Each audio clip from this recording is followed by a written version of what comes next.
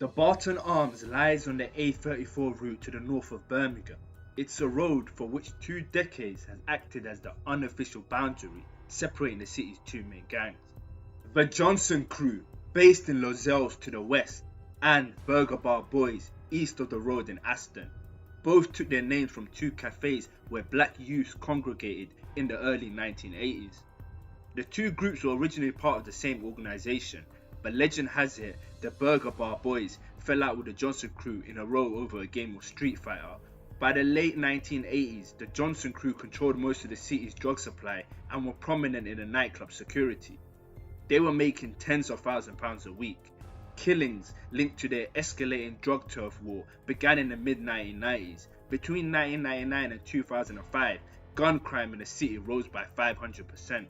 But it was the murders of Charlene Ellis, 18 years old, and Letitia Shakespeare, 17, in January 2003, which brought Birmingham's gang warfare sharply into national focus.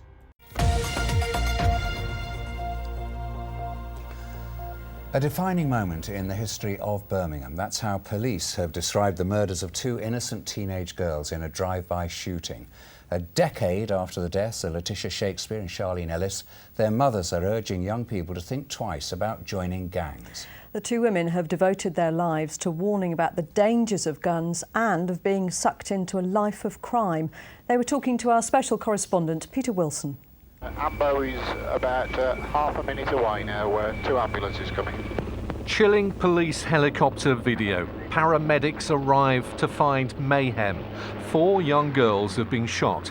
Innocents caught by a hail of machine gun fire outside a New Year's party in Aston. 2 teenage friends died. 18-year-old Charlene Ellis and 17-year-old Letitia Shakespeare. Knowing that someone can be that hyped up, because you have to be hyped up to go out to buy a Mat 10 machine gun and plan to use it on the streets of Birmingham. That's just evil. Charlene's twin sister Sophie was also shot. Her mother feared that she'd lost them both. The first week you're thinking that 2 of them are going to die, and you get down there, you find out one's passed and one's fighting. It was hard, it was really hard. 4 girls had gone out to celebrate the new year in 2003. These CCTV pictures taken just an hour before they were killed. The shootings directed the nation's attention onto the spectre of Britain's gangs, who were spiralling out of control. Both mothers have since devoted themselves to campaigning against that gun and gang culture. To speak to young people about their choices and how it can affect them by making the wrong choice in being in with the wrong person is overwhelming. When a forensics hub to analyse guns and bullets was set up in Birmingham, the 2 mothers were guests of honour. The police see the New Year's shootings in 2003 as a pivotal moment. I think the event has never gone away from the Birmingham memory. I think this is obviously a very key moment to actually stop and remember what happened on that very dark day. But certainly for the police, it is still a very big event.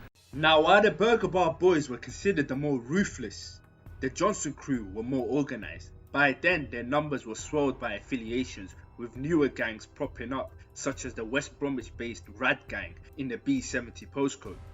Although today's story is about Birmingham, a very important event occurred in London that will cause a ripple effect of violence across the nation. On the 4th of August 2011, Mark Duggan called Kevin Hutchison Foster, who was somewhat of an arms dealer. You may know his son, who goes by Double L's. Mark arranged to buy a gun from him as he was fearing for his own safety.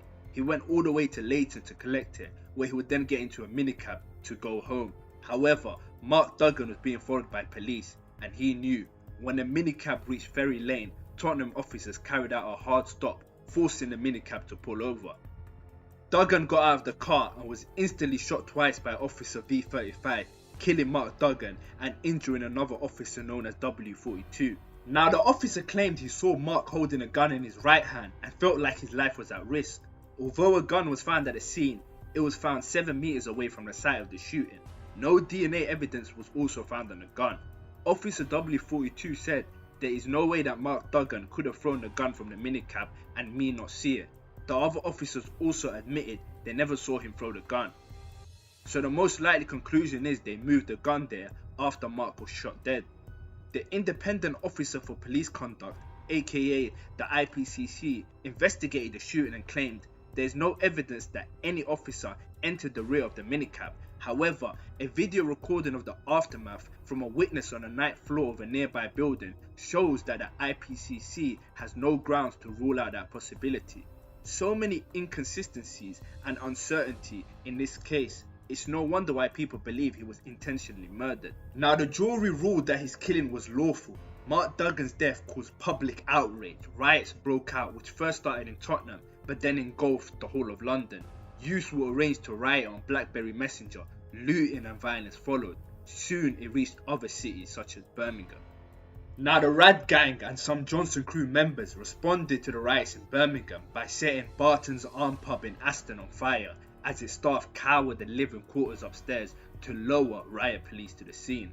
Then from behind barricades, armed with 4 guns, the gang fired 12 shots at the police. No officers were hurt in the incident. The shots went above and below them. The gang broke into the pub and stole the cash till. Thankfully, despite some people being asleep inside the pub at the time, the fires were put out without anyone being hurt. Now while escaping, a man known as Tyrone Laidley was caught on camera shooting at the police helicopter. Now on the 7th of June 2012, 6 men were on trial for their role on what had happened. Birmingham Crown Court heard the police helicopter track the group as they moved across Aston and recorded individuals twice taking aim and shooting at the aircraft. The incident ended when firearm officers attended the scene and arrested 3 of the men. The other 3 were linked to the scene through forensic work, mobile phone evidence and police intelligence. Now sentencing, Judge Davis said the intention was to endanger life, although no physical injury was suffered. That was wholly a matter of luck. Had the police helicopter been struck, the consequences could have been catastrophic. Now Big Caesar, real name Nicholas Francis, of Great Bar Birmingham, was jailed for 30 years. The Raiders gang member was said to have had a deep hatred towards the police. Fellow Raiders member Jermaine Lewis of Oldbury, West Midlands, was sentenced to 23 years. Tyrone Laidley was sentenced to 23 years. Wayne Collins, 20, received an 18-year sentence. Ronaldo Farrell, 20, was sentenced to 18 years, while Amirul Rahman, 17, was given 12 years. Now that brings me to the end of this video. Please like and subscribe as it goes a long way. Also follow me on Instagram and support my Patreon so I can put it back into my videos and improve the editing.